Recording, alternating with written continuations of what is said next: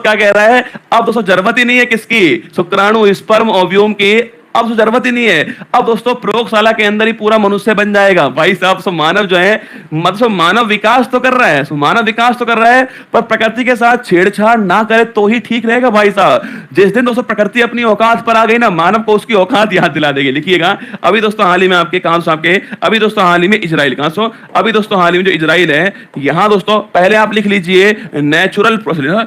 लिखिए so natural process जो होती है, प्राकृतिक जो प्रक्रिया होती है आपके, मतलब दोस्तों एक दोस्तों स्पर्म आया, सो इसे बोलते हैं स्पर्म, क्या बोलते हैं, इसे बोलते हैं स्पर्म, या दोस्तों आपके इसे बोलते हैं शुक्राणु, क्या बोलते हैं शुक्राणु।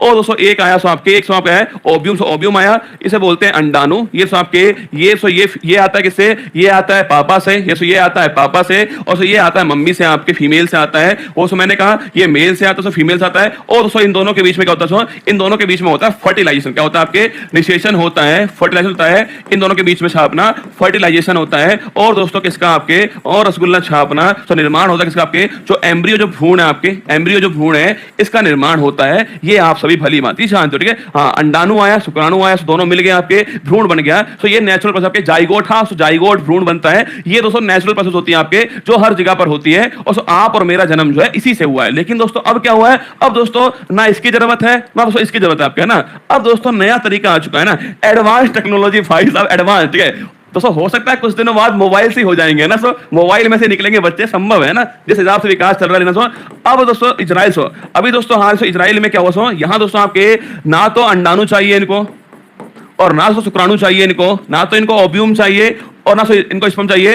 इनको तो केवल आपके स्टेम सेल्स, इनको जो है केवल सो स्टेम कोशिका चाहिए। और दोस्तों इसी तरह आपके स्टेम जो कोशिका है, सो इससे दोस्तों आपके 14 जो आपके 14 दिन का भ्रूण जो है वो तैयार कर दिया, ठीक है। 14 डेज का भ्रूण जो है वो तैयार हो चुका है, केवल दोस्तों स्टेम सेल से 14 डेज का जो भ्रूण है वो तैयार हो चुका है। अब आप पूछोगे सर ठीक बात है, तो स्टेम सेल पूछोगे सर ये कौन सी बीमारी है, लिखना सो स्टेम सेल, लिख सो स्टेम सेल लिखना। स्टेम सेल मतलब दोस्तों ये मूलभूत कोशिका, ठीक है। स्टेम सेल मतलब दोस्तों ये मूलभूत कोशिका है। आपका मेरा निर्माण की जो शुरुआत हुई थी ना, वो इसी कोशिका से हुई है, ठीक है। मूलभूत कोशिका लिखिए, लिखिए मूलभूत कोशिका। सो मानव शरीर का, मानव जो है इसके निर्माण की जो शुरुआत हुई है आपके, वो दोस्तों इसी कोशिका से हुई है। और दोस्तों इसी तो आपके स्टेम सेल में, स्टेम सेल में शरीर के किसी भी अंग के निर्माण की, किसी भी अंग